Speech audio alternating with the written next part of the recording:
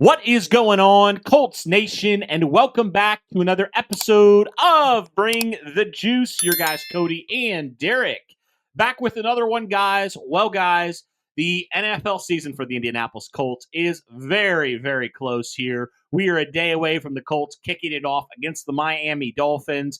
But, Derek, we've been talking a lot about the Dolphins this past week for obvious reasons. But, I was kind of thinking about it. I'm like, we haven't talked a ton about just 2025 season in general, right? We've talked a little bit about what's going to look like in 2026 with the quarterback and all that kind of stuff.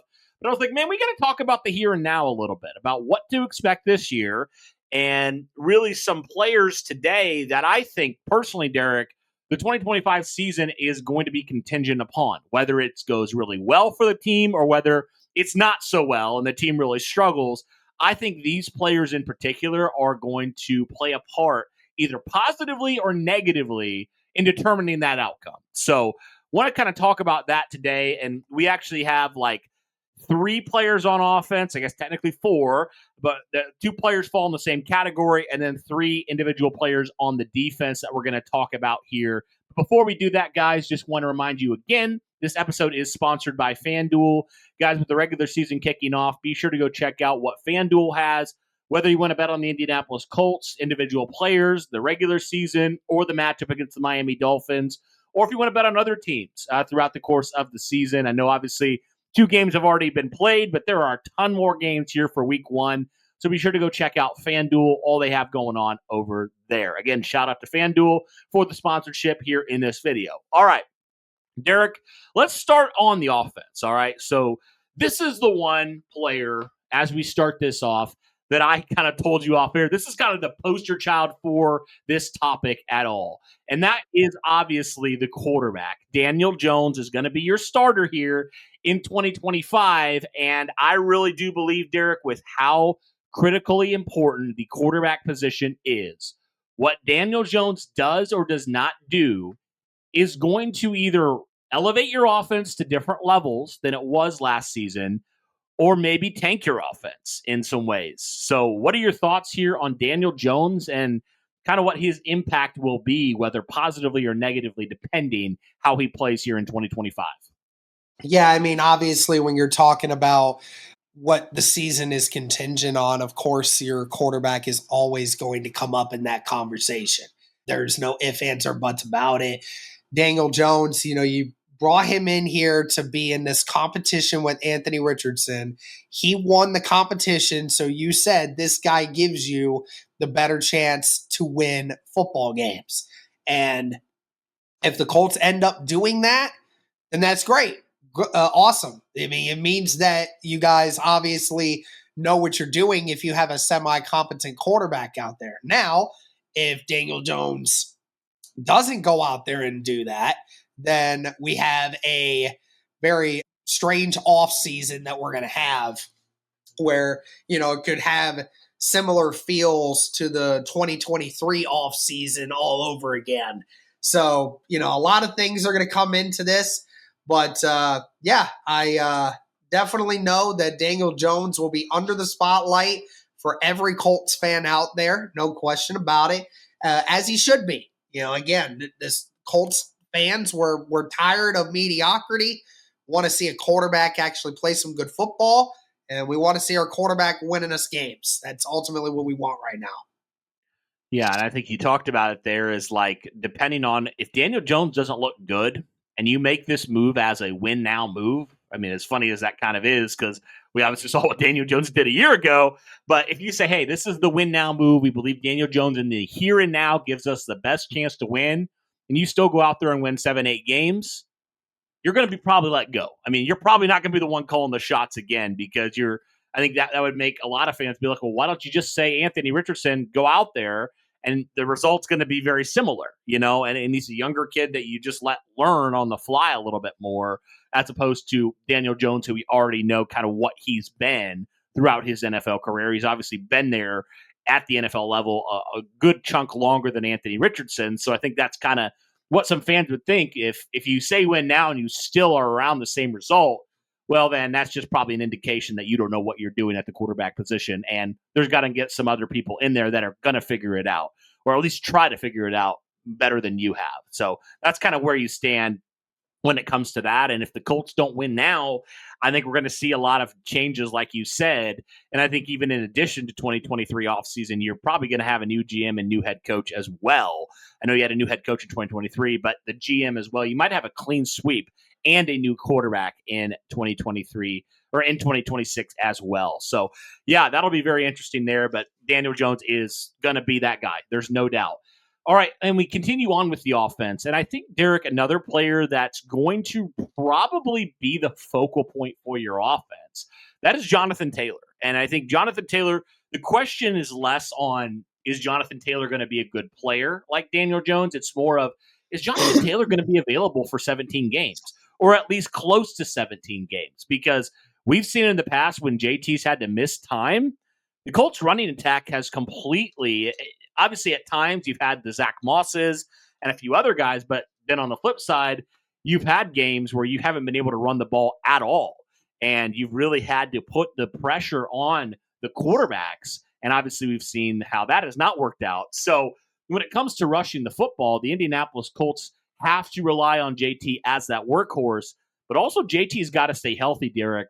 And if he doesn't, you could potentially see a Colts offense that's having to throw the ball a lot more than they probably want to, and probably not some great results are going to happen if last season's any indication on Daniel Jones and just the quarterback situation in general and the passing offense in general from a year ago. I'll say this. I mean, if anyone thinks that Jonathan Taylor is not a good running back, then they are stupid. They very much are stupid. I mean, again, last year played in 14 games.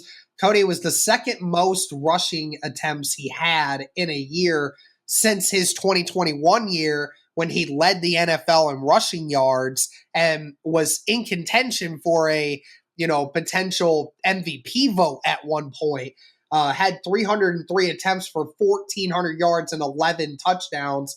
But yeah, I mean, again, going back to it, you're right.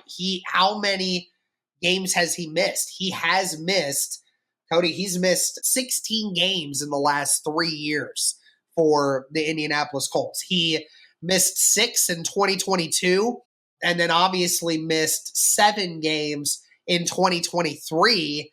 And then, had a few issues with the ankle last year, but didn't miss quite as many games in 2024, which was good. We kind of saw him have a revitalized year last year because he wasn't as bad with the injuries.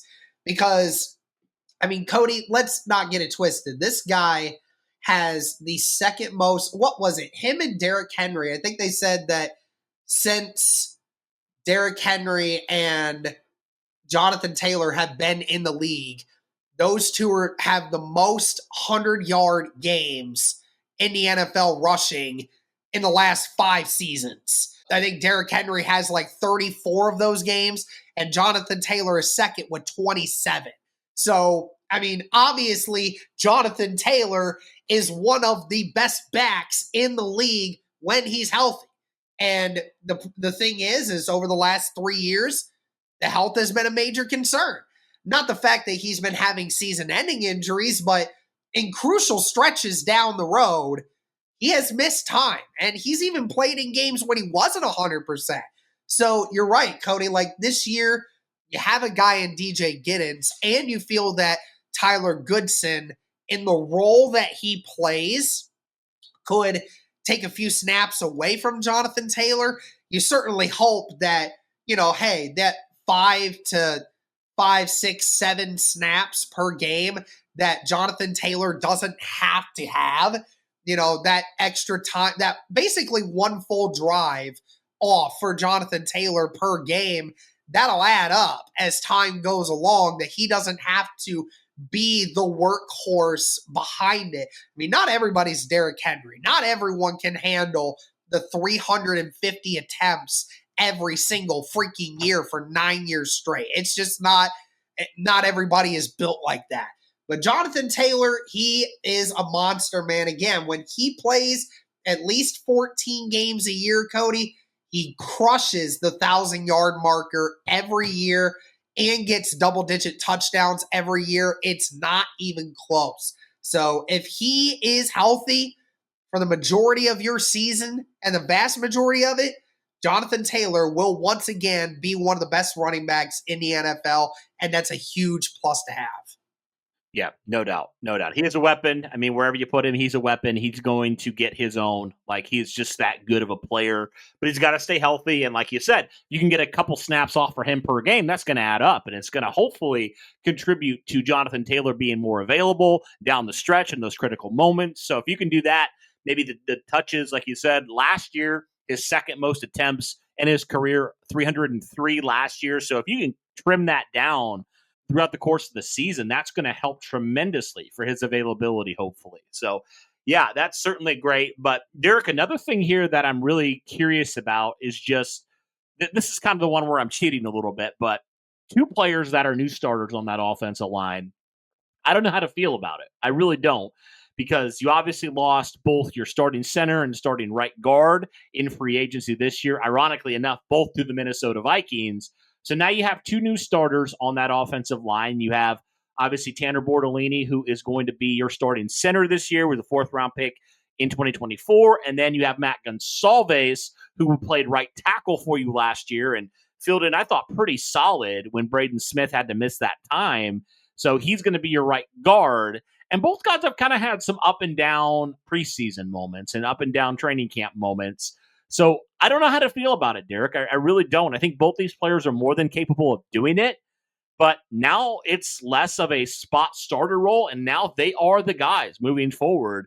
So I just don't know how to feel about how they're going to look here in week one against a, very, very impressive Miami defensive front. And, how are they going to look throughout the course of the 2025 season? Because if you want to do things like establish the run, protect your quarterback, do those things, are these guys going to be able to do it?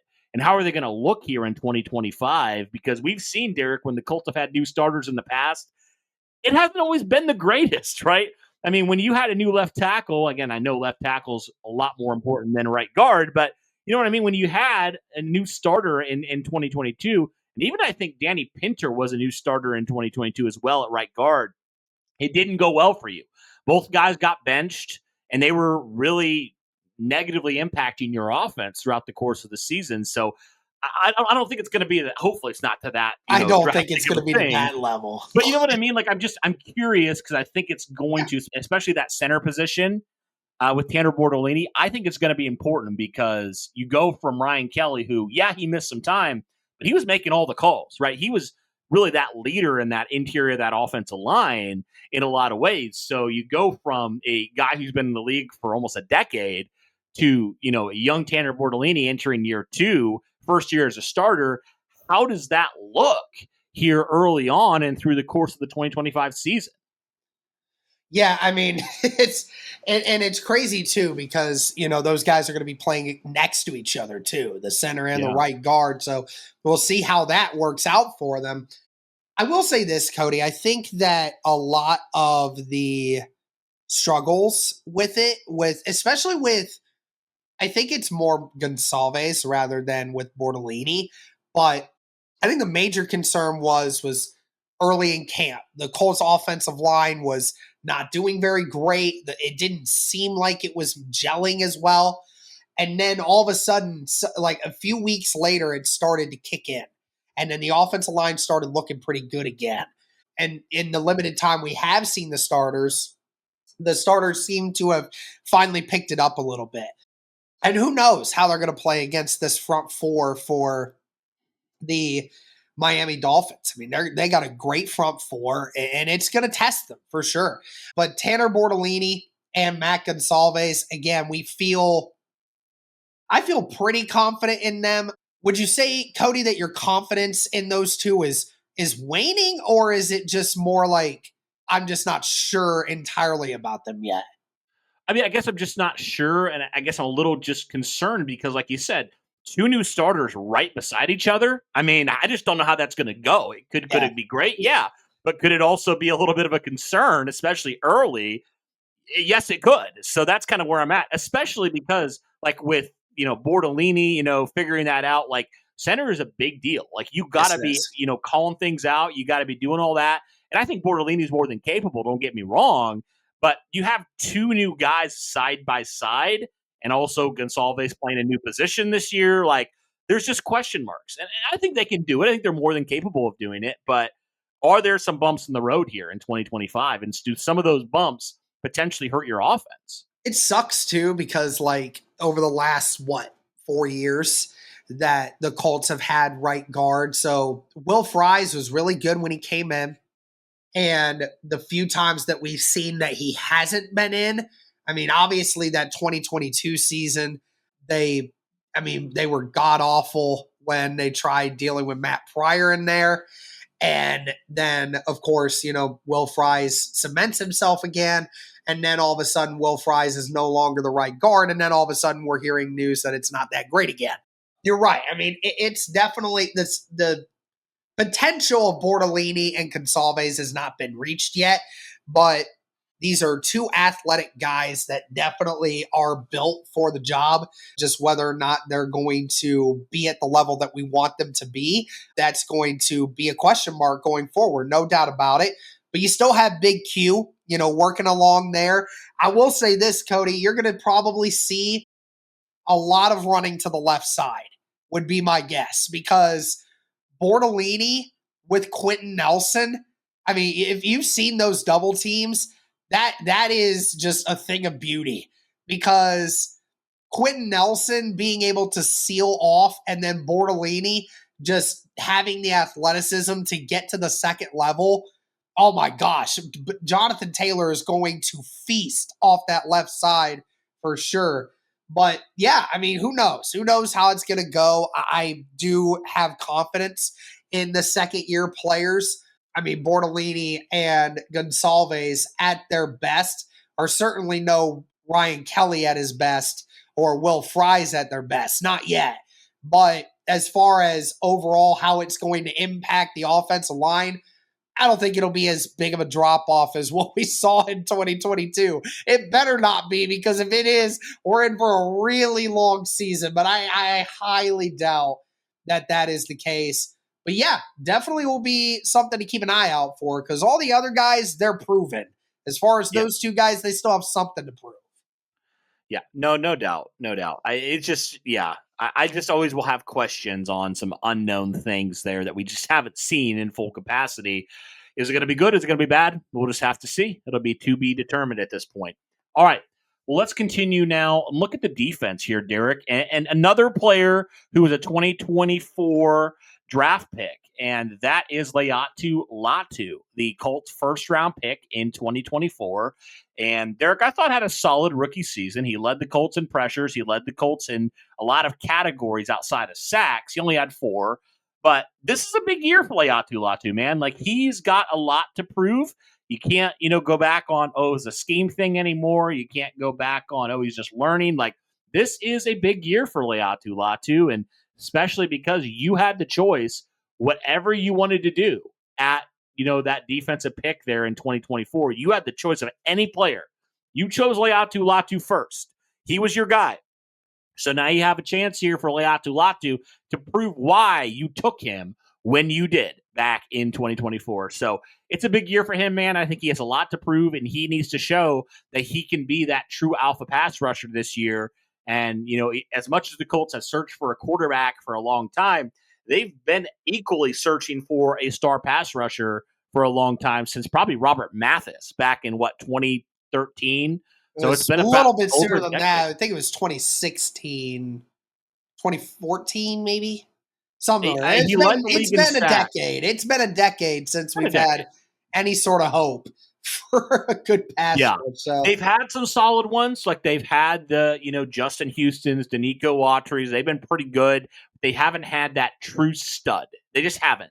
They haven't had that guy that you can consistently rely on for 10-plus sacks year in and year out. And Laiatu Latu's honestly the biggest investment they've made in the Chris Ballard era, I think. Like, even though they've drafted guys early, like, Latu was the first defensive player off the board in that draft. So he's got a lot to prove here, Derek, in year number 2. I mean, we've been hearing about how he's been doing well, in training camp, joint practices, all that stuff. But that was practice. He's got to go out there and prove it here in year 2. So talk to me about Laiatu Latu and, how important it is for him to take this step for this Colts pass rush in 2025. somebody has to, and Right. it should be Laiatu Latu. And especially for the guys that are saying that, Laiatu definitely looks a step better this year than what he did last year. I mean, that should be telling you something. And, because obviously, DeForest Buckner and Grover Stewart, they're not getting any younger. They're not going to get any better than what they are right now. And they're likely going to only get worse over the next few years because they're in those years where you just don't start getting better from here. So, I mean, it needs to be somebody. When it comes to Laiatu, again, you drafted this guy 15th overall. He was the first defensive player taken in the 2024 draft.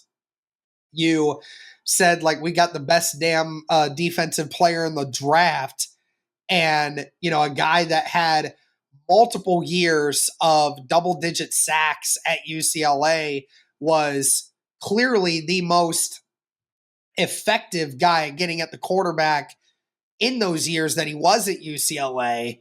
And obviously, rookie seasons, we place such high expectations on rookies. So obviously what we predicted him to do last year, I think we both thought that he might potentially get double-digit sacks last year, but never even came close. I mean, if he doesn't come close again this year, then I'm going to start having concerns about, the direction of this defensive line. And, I'll never trust a defensive line pick from Chris Ballard ever again. Honestly, I don't even know if I trust it now because it's never been good when it comes to Ballard. So we need somebody to be able to take that step forward. And if it's not Laiatu Latu, then who's it going to be? Right. Yeah, I mean, especially considering Latu and I think JT Tuimuluau are the only two defensive linemen under contract after this year.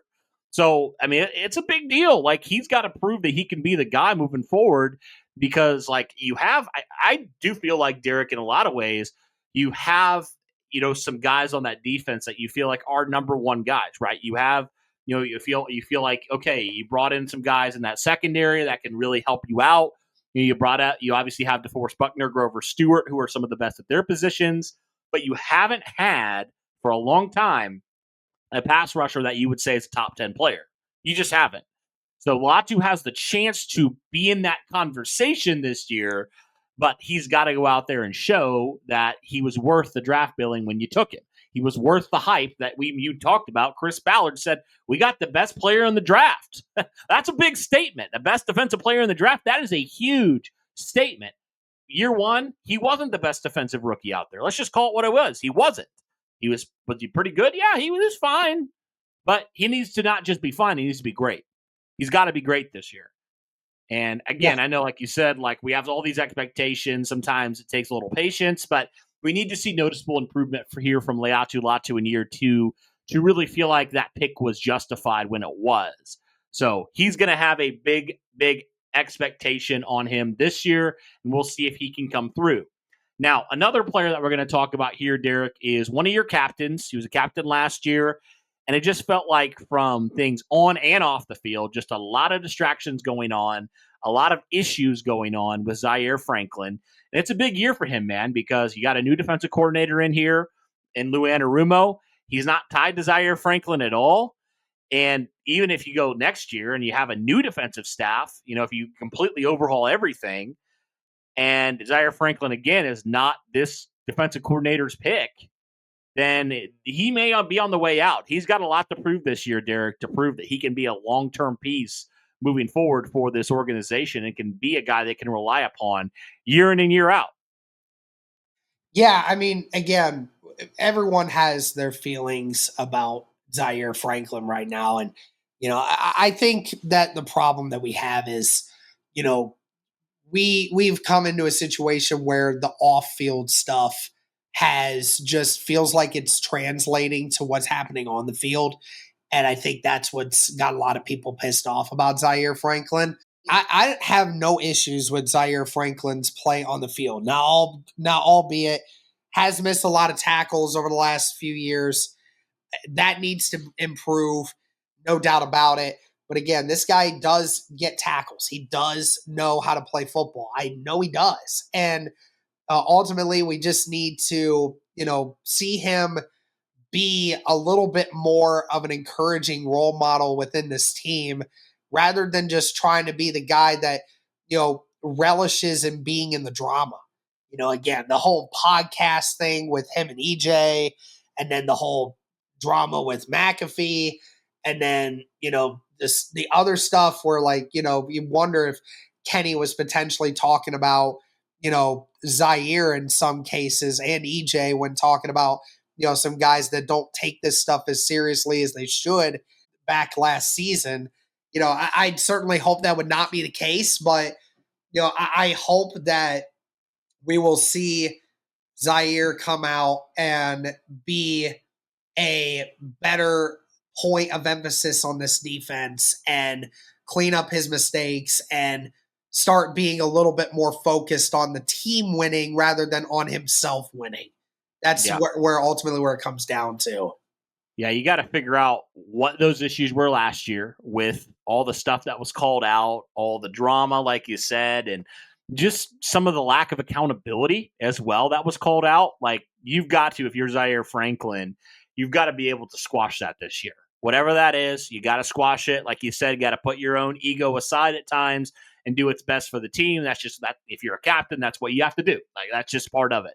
And the last guy we want to talk about is a guy that the Colts are hoping will come in and help with some of that accountability stuff. That is the player they paid a lot this offseason to bring in.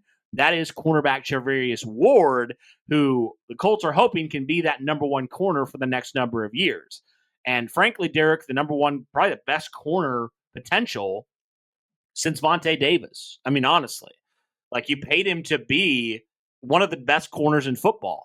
And he's shown when he's right back in 2023, he can be one of the best corners in football. So you need Charvarius Ward in here, man, to really be that number one receiver, to follow and shadow those number one receivers, because we already know what you have in Kenny Moore. And really the biggest question mark to me is that number two corner. If you have two studs in there that are really doing their job at a very high level, you can figure out the other one. Like, you can figure it out a lot better than not having a number one corner, and then you're really struggling. So Charvarius Ward's going to be a guy, Derek, that I think is really going to dictate how this defense looks. Again, if he's 2023 Charvarius Ward, your defense is going to look pretty stinking good. But if he's not, if he has other issues, if he gets injured or whatever it is, you might be back to some of the similar issues you had last year in terms of covering, some of those elite receivers and things like that. So what are your thoughts on Charvarius Ward and, what he needs to do this year in order to maybe elevate your defense to another level? Yeah, I mean, Cody, you remember our reactions when we saw that Charvarius Ward was coming to Indy. I mean, we were already talking about the Cam Bynum news, and then we were just salivating when we heard Charvarius Ward come in. I mean, that's one of the biggest acquisitions that we have ever seen Ballard do coming here in Indianapolis. And, he had to do everything for him. And you know why? Because, Charvarius Ward is viewed upon as a very good defensive player that can make a difference. And he says he's got a chip on his shoulder. And I'm super excited, man, because, again, what Lou Anarumo might plan to do with Charvarius Ward is potentially trailing those number one wide receivers. And if you got a guy that could potentially lock down one side of the field at any given time, that is a huge thing to do if you are a defense that's trying to get some stops. So it'll definitely be great to see what Charvarius Ward can do this year. One of the best cornerbacks, just from a pure talent perspective, that the Indianapolis Colts have ever had. Hopefully he becomes that. And not just talent, resume as well. I mean, the resume speaks for itself. All-pro player, like, you bring him in, hoping he'll continue that, and he's got a number of good years left. I really believe that. So, and like you said, he's hungry, he's ready to go. So that all should be very exciting if you're Colts fans and what he can provide for this defense. And you just haven't had a true lockdown corner in quite some time. I mean, you saw shades of it, back in like 2022 with Stephon Gilmore and some other guys you've seen like play pretty good. But a true lockdown corner that can go shadow anyone, like you haven't had that since probably prime Vontae Davis, honestly. So that's all that there, guys. But yeah, that will really do it here, guys, for our video on the 2025 season, contingent on some of these players, whether in a good way or a bad way, depending how they look. But let us know your thoughts, guys, in the comments down below. Again, shout out to FanDuel for sponsoring this video. Go check them out, guys, here right after you watch this video. Go check out all the betting odds they have over there as the regular season gets underway in full swing. But that'll do it for this one, guys. Thank you so much for tuning in. Be sure to smash that like button, hit subscribe, turn on the notification bell, all that good stuff. We're going to be going live tomorrow, guys, for the play-by-play, live at the hangar, a couple blocks from the stadium. So we hope, if we don't see you there, we hope to see you in the room and hanging out with us for that play-by-play. But that'll do it for this one, guys. Thanks so much. And as always, go Colts.